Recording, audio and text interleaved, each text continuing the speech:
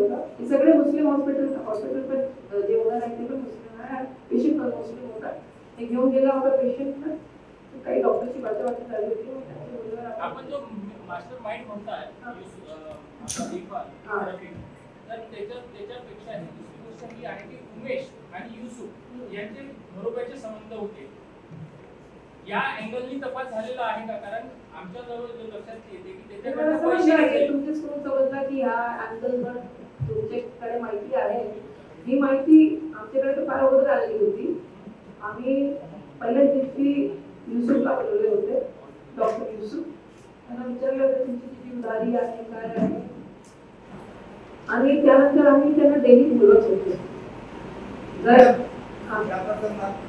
काही आणखी व्हिडिओ समोर येत आहेत किंवा काल काही राजकीय लोक आरोप करत आहेत, त्यांनी 7-8 लोकांना अशा धमक्या मिळाल्या आहेत, त्यांनी माफीनामे दिले, ते काय आपल्या तपासात आलंय? जे 7-8 ते म्हणून साहेब आम्ही पण व्हेरीफाय केले, तुम्ही पण व्हेरीफाय केलं. आम्ही व्हेरीफाय केले आतापर्यंत 3 नाव समोर येत आहे. 3 पैकी 2 यांनी आम्हाला नकार दिला की आम्ही कुठलाही तुम्हाला स्टेटमेंट देणार नाही. आता बघा आमची लिमिटेशन काय येते, जेव्हा आपल्याकडे इन्फॉर्मेशन येते तेव्हा आम्ही पुढे तर इन्व्हेस्टिगेशन करण्याकरता आम्हाला लेखी स्टेटमेंट त्यांच्या लागतो. तरीही आम्ही त्यांच्याकडे वारंवार गेलेलो आहोत. कारण जे तुमच्याकडे तर माझ्याकडे आलेलं आहे, म्हणजे काही ऑडिओ मेसेजेस आहेत, काही व्हॉट्सअपच्या स्क्रीनशॉट आहेत आणि यांनी माफीनामा ऑलरेडी केला होता. तर या बेसिसवर आम्ही स्वतः त्यांच्याकडे गेले.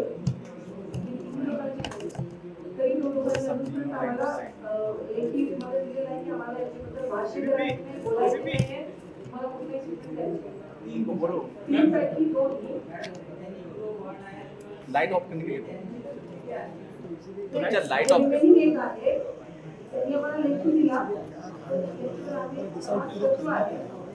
नाही साईड व्हॉइस कोणाचं आहे, कारण जे ऑडिओ आपण पाहिले व्हायरल झालेलं आहे ते वेगवेगळे आवाज आहेत. त्याला तुमच्याकडून फोन आलेला आहे, तिथे आम्ही तपास करतोय. यांच्याशी काही कनेक्शन असल्यास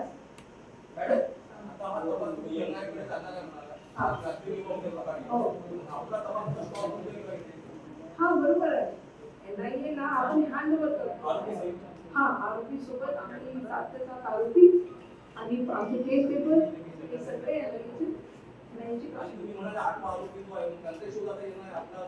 हा ते आम्ही नाही करणार, आता ते करणार, पण आम्ही करत राहणार. आम्ही करून त्यांना देऊ. हो फॉर्मॅलिटी जसे आपल्याला माहिती आहे हे माहिती आहे किंवा नाही मला माहिती नाही, पण त्यांना स्वतः पण सेपरेट FIR लॉन्च करण्याची त्यांना पॉवर आहे. म्हणून म्हणजे त्यांच्या गृहमंत्रालयाकडून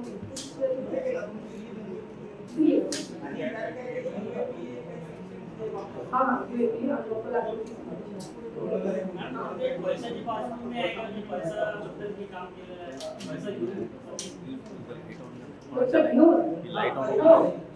सुपारी नाही आहे. जे इरफान खान आहे त्यांनी बाकी आरोपींना 10,000 रुपये दिले आणि गाडी दिली पडून. फुल कर जो इरफान जो आहे त्याची एसडीओ आहे. हा ड्रायव्हर आहे. बॅन टाकायला तुम्ही काही दिलेलं आहे का त्याच्यात?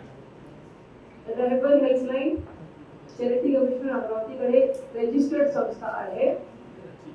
ही 5 वर्षापासून चालत आहे. कोरोना काळात त्यांनी खूप रिलीफ वर्क पण केलेलं आहे आणि आता अजूनपर्यंत काही त्यांची अशी ऍक्टिव्हिटीज दिसून आली नाही. मात्र या केसच्या संदर्भात आम्ही यांचे सगळे बँक अकाउंट मागितलेले आहोत आणि ते तपास करत आहोत. मात्र यापुढे हे सगळे प्रश्न आपले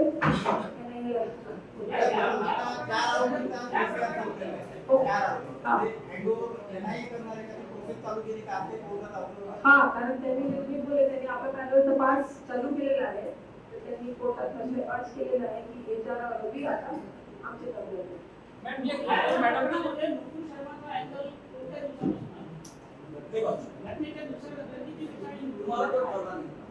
आम्हाला हे आता जाऊ दे ना. आता ऑफिशियली तुम्हाला जेव्हा सांगितलं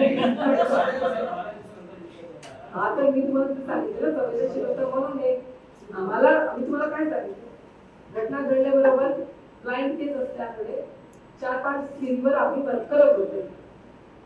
तर या थिअरीवर प्रत्येक थिअरीवर आपण वर्क करतो मग त्याच्यावर एक्सक्लूड करतो. या थिअरीवर वर्क करताना आपल्याला एव्हिडन्सेस हळूहळू मिळत गेले. पण एवढे एव्हिडन्सेस पण मिळाले नाही की तुमच्या समोर किंवा एक ऑफिशियल स्टेटमेंट दिले पाहिजे कारण हे अतिसंवेदनशील आहे. युसुफच्या बयानामध्ये असं काही आलेलं आहे का बाबा मी या प्रकरणात केलेलं आहे. युसुफच्या बयानामध्ये असं काही आलेलं आहे का म्हणून त्यांना त्या पोस्ट आल्या होत्या आणि मग त्या घडलेलं असं काही बयानात दिलेलं आहे. ब्लॅक फ्रीडम नावाचा त्याचा WhatsApp ग्रुप आहे. बरोबर आहे. त्याच्यावर त्यांनी ती पोस्ट त्यांनी उमेश कबलेंनी पोस्ट केली होती ब्लॅक फ्रीडम त्यांनी ती रवा संस्थेवर टाकली WhatsApp ग्रुप तिथून ती व्हायरल झाली. हो बरोबर आहे. असं बयानात ते आलेलं आहे.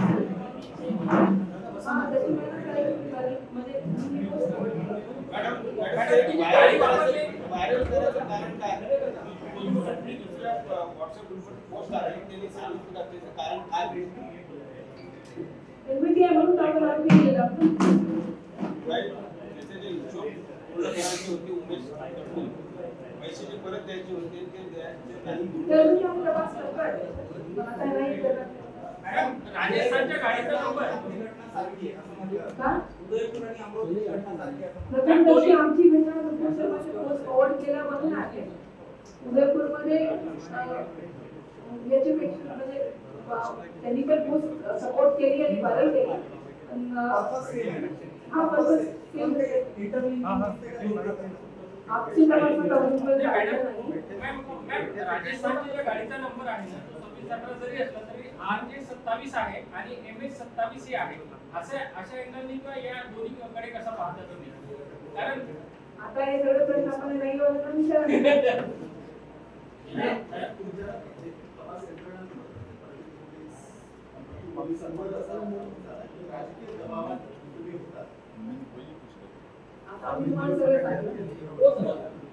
खासदार मॅडमचं जे पत्र तुमच्यावरती आरोप करणार होते त्याला चॅलेंज करणार आहे का किंवा त्याच्याविषयी काही खोडून करणार आहे?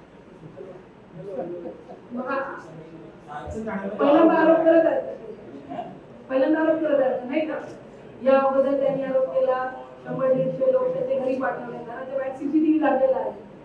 त्यांनी आरोप केला की रात्री 3 वाजता पाठवले उद्याच पहिला 6 वाजता 7 वाजता पहिल्यांदा पाठवले तर काय करायचं म्हणजे एवढंच काम राहिलेलं आहे.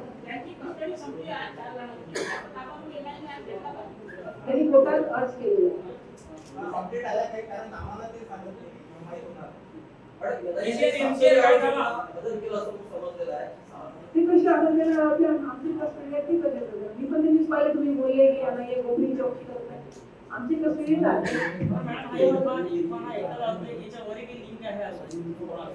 आमची तपासात आतापर्यंत यापुढे आणि एक तुम्हाला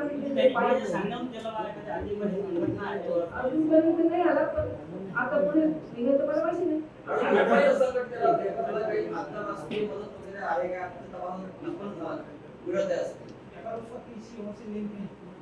मग अजून तर आमच्या तपासात नाही आला याच्यामध्ये काही इंटरनॅशनल हे असतं तर पुढे नाही तपास करतात. हो आज सकाळी आमची लढाईवर चर्चा झाली. मॅडम मॅडमनी जे आरोप लावले की सुरुवातीला तुम्हाला कळल्यापासून सुद्धा तुम्ही राजकीय दबावाच्या खाली बिलकुल अँगल समोर आणला आपण त्याचं स्पष्टीकरण आम्ही दिलं. जसं काही राजकीय दबाव असतात मॅडम हे 21 तारखेनंतरचं सगळं पिक्चर समोर येतं. नेमके 21 च्या आधी काय घडलंय या प्रकरणात कशा पद्धतीने प्लॅनिंग कसं जे काही आम्हाला आतापर्यंत आता समजलेलं आहे की 2 दिवस पूर्वीपासून रेकी चालू होतं आणि मला ठरलेला होता की हा जेव्हा गट रचण्यात आला तेव्हा निर्माण सरांना काम वाटप करून दिले. ऑल डिटेल्स आता सांगितलं ना 10 नाही प्रत्येक कंबाईन 10,000 एक गाडी आणि हा त्यांनी त्याच्यापूर्वी काही धमक्या दिल्या होत्या त्यांना नाही ती मला सांगितलं आता त्यांच्याकडे म्हणून तर ब्लाइंड होत होता ना नासकी दिली असती तर आतापर्यंत आपल्यासमोर आला तर किंवा पहिल्याच दिवशी ते सांगितले असते असं काही झालं नाही ना. म्हणजे आपला केस यामुळे थोडा वेगळा आहे ना. उदयपूरमध्ये त्यांना अगोदर धमकी परिवार आला त्या कुटुंबाला धमकी आली होती आणि एक परमिशन मिळत आपल्याकडे यांना कुठल्याही प्रकारची धमकी आली नाही. म्हणजे जे मयत आहे किंवा त्यांचे कुटुंबाला कोणालाही प्रकारची धमकी आलेली म्हणून त्यांनाही जे विश्वास होता की यामुळे अजून काही नेक्स्ट टार्गेट होतं त्यांचं नाही अजून आमचं नहीं घटनास्थल पे इरफान नहीं था और जैसे एक और आरोपी था पांच थे दो हाँ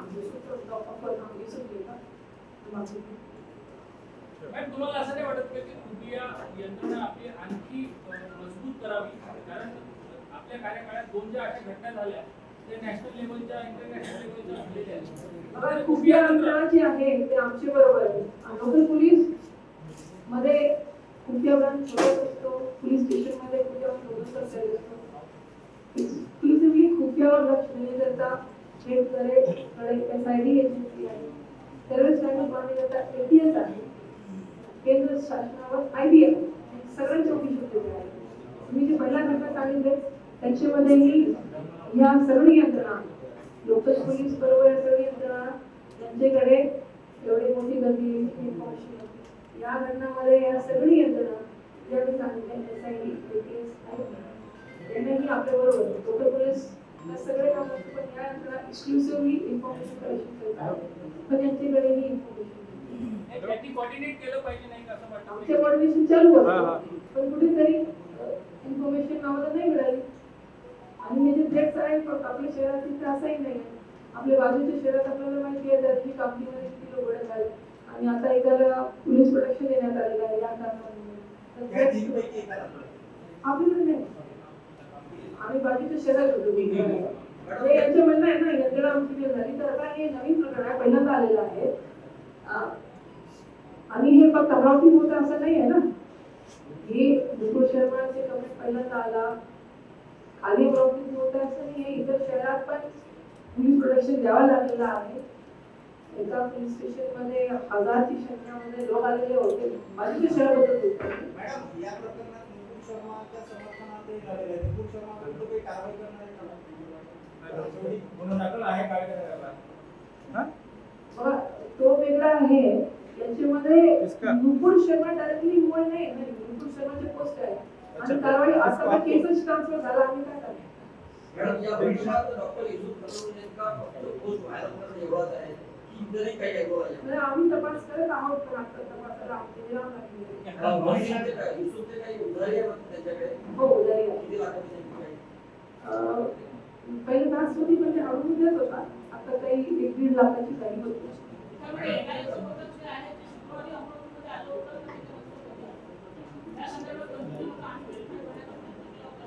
आता तुम्ही त्यांना विचारून घ्या ना. आले ते विचारून घ्या. भविष्यात अशा घटना घडल्या नाही पाहिजे किंवा एखादी गोष्ट व्हायरल झाली पाहिजे आपल्याला काही पत्रव्यवहार केला वाटते किंवा भविष्यात असे व्हायरल झालेले नाही.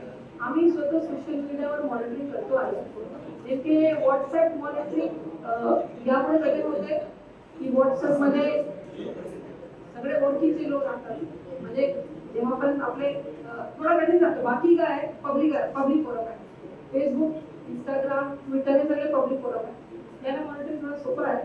व्हॉट्सअपवरती आमची मॉनिटरिंग आमच्या पद्धतीने चालू आहे आणि यापुढे अशी घटना होऊ नये आपल्याकडे येऊन किंवा कुठेही होऊ नये. सध्याच्या देशात वातावरण आहे तर याच्याकरिता आम्ही आणि इतर पण आमच्या महाराष्ट्र पोलिसमध्ये सगळे आमच्याकडे महाराष्ट्र पोलिसमध्ये एक सायबर एक्सक्लुसिव्हली सायबर ब्रांच आहे. आज जो बंदोबस्त लगाया तो कितने लोगों को डिटेक्ट किया गया इसके पहले कितने लोग हमने के बंदोबस्त के लिए काफी तैयारी की थी काफी मेहनत की. ये आज औसत हमारे अकेले से नहीं होता. हमारा आपका ऑर्गेनाइजर्स का किया आज हो गया. मॅडम डॉक्टर उचलेले मोबाईल सांगितलं की मिळालं का आरोपी मोबाईल कुछ नाही का काय मिळालं का हे सगळे तपासाचे भाग आहे. आपलं काही सांगणे काही थोडंफार आता 21 तारखेपासून तुमच्या ताब्यात आहे 22 तारखेपासून आरोपी बघा हे सगळे एव्हिडन्सच्या भाग आहे ना.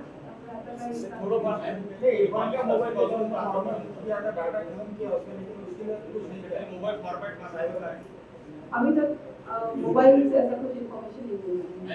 मैं आपको बता रही ना, इसीलिए केस हमारा अभी था क्योंकि मोबाइल से भी इन्फॉर्मेशन ज़्यादा आपसे नहीं मिली। शहरात पुलिसचे डॉक्टरला अशा बाबतीत धमकी मिळाली होती त्या बाबतीत आता तपास केला असता गुन्हा संदर्भात प्रकरण अनेकांना धमकी मिळाल्या आहेत सायबरने तपास केला आहे जेव्हा आम्ही त्यांच्याकडे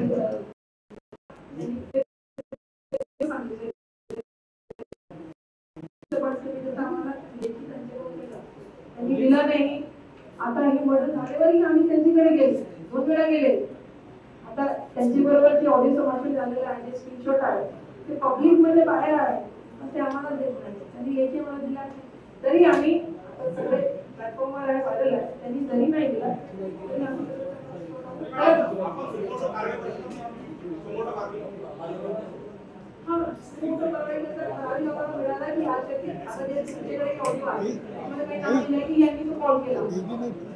आपल्याला कोण सांगलं की हे कॉल यांनीच केला, कधीच सांगू शकत ना।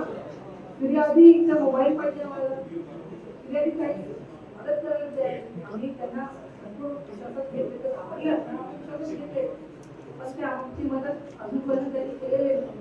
बाकी जे तुमच्याकडे आहे ते माझ्याकडेही आहे, पण तो आवाज यांचीच आहे किंवा हा यांनीच फोन केला की नंबर नाही मिळाला आमच्या तपास तिथे अडकतो। बाकी जे आम्ही करतो ते गोपनीय आहे, पण ठराविक कोणाला अरेस्ट करण्याची आणि गोपनीयतेवर आपल्याला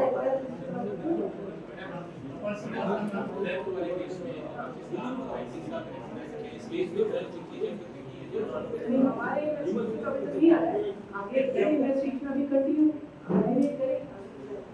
लोग जो है वो बहुत डरे सहमे हैं, कोई कंप्लेंट देने को तैयार नहीं है, लेकिन दहशत में इस दहशत को दूर करने के लिए किस तरीके का आप जन जागृति करेंगे ताकि लोगों के मन से जो डर है वो निकल सके? आम्ही या घटनेच्या अगोदरही भरपूर पीस कमिटी मीटिंग घेतलेल्या, घटनेनंतरही पीस कमिटी घेतले। विशेषतः जे व्यापारी वर्ग आहे त्यांची मीटिंग घेतले, परवा मीटिंग घेतले, त्यांनी समाधान व्यक्त केला आणि आम्ही त्यांना मोकळेपणाने विचारले तुम्हाला स्वतःहून इंडिव्हिज्युअली सगळ्यांच्या समोर न बोलता आमच्याकडे यायचे तर तुम्ही सांगा काही थ्रेट आलेला आहे, पण कोणाला असं काही थ्रेट आलेलं नाही। जे थ्रेट 3 केसेस आलेले होते ते आम्ही तुम्हाला सांगितले आणि असे थ्रेट फक्त अमरावती शहर नाही तर इतर सगळे शहरात असे आलेले आहे आणि सगळे ठिकाणी नोंद होत आहे। मात्र आपल्या शहरात आम्ही प्रत्येक मोहल्ल्यामध्ये मोहल्ला कमिटी मीटिंग सुद्धा घेतो, लोकांना विश्वासात घेतो की ज्याचा आपण बोलणे समोर येत नाही तर आमच्याकडे इंडिव्हिज्युअली या किंवा आम्ही तुमच्याकडे येतो। पण या सगळे केल्यानंतरही अजूनपर्यंत ह्या 3 क्षेत्रे आणि 3 पैकी 2 प्रकार काही ज्याला प्रकार दिलेला आहे, पण या व्यतिरिक्त अजून तुम्हाला सांगितलं 3 पैकी 2 नकार दिला, एकाची तक्रार कालची नाही आहे, आम्हीच त्यांना बोलतो, मी स्वतः बोलतो आम्ही त्यांच्याकडून लेखी व घेतली आहे। तपासून बसताना मॅडम यामध्ये आपल्या कोणत्या अधिकाराचं गैरवापर आपल्या अधिकार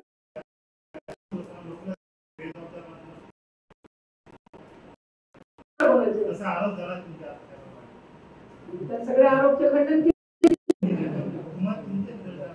आरोप तसं काय नाही तुम्हाला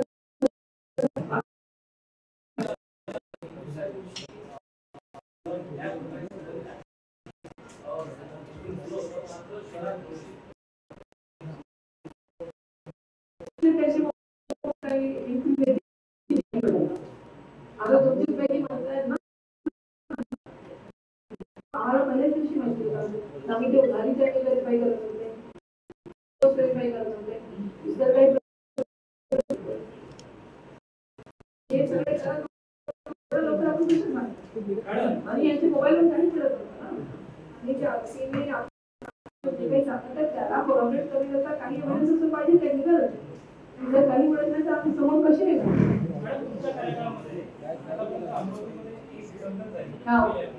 आणि आता हे प्रकार मला असं वाटतं का की अमरावती हे बंदीचा हॉटस्पॉट बनत आहे किंवा याच्यामागे घटना नाही अजूनपर्यंत असं काही दिसून आलं नाही, कारण हे कोणाची कारागारची घोषणा आहे, काही होते तर ते एकाच दिवशी नाही होत. ठीक आहे, दंगल घडली तर ते एकाच दिवशी होत नाही किंवा एका महिन्यात होत नाही. हे सगळे काही वेगळं कारण. ज्या दिवशी दंगल घडल्याचे कारण काय होतं, तर तुकडोचे ना, काही लोकल कारण नव्हता, काही लोकल कारण. आणि तो फक्त आपल्याकडे घडला असंही नाहीये. 12 तारखेच्या मोर्चावर हल्ला आपल्या राज्यात 5-6 ठिकाणी झालेला आहे. आणि आता तुम्ही हात पेरून का विचारत नाही की ज्या दिवशी औरंगाबाद आणि सोलापूरमध्ये किती मोठा क्राऊड होता. आता 3 आठवड्यापूर्वी आपल्याला आठवण आहे ना, 10 जूनला औरंगाबाद आणि सोलापूरचे क्राऊड आपण पाहिले. अमरावतीमध्ये काय म्हणतात. आणि हे जे थ्रेट बद्दल आहे मुकुल शर्माच्या, हे तर सगळ्या ठिकाणी झालेलं आहे. मी तुम्हाला आता एक उदाहरण दिलं ना बाकीच्या, पण हे प्रश्न विचारले पाहिजे ना की जेव्हा औरंगाबाद आणि सोलापूरमध्ये एवढा मोठा तलाव होता, औरंगाबाद मध्ये कितीचे क्राऊड होता, आपण जर व्हिडिओ पाहिले असणार औरंगाबाद सोलापूर आपल्याला कळेल. मग अमरावतीच का शांत होता, तर दंगल 5 महिन्यापूर्वीच घडलेली होती आणि दंगलीच्या वेळी आम्ही नव्हते. तर कोणाच्या कार्यकाळाची काही समज नाही.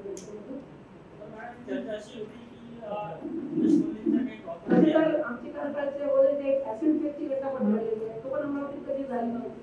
तर याच्यावर थोडी ना आपण तुमचेच कालकाळात काय ऍसिड फेकची घटना घडली. मला माहिती आहे ना 2017 आणि 2018 ची घटना, 2 घटना घडलेली आहे ना. याच्या कोणाची कार्यकाळाची समज नाही.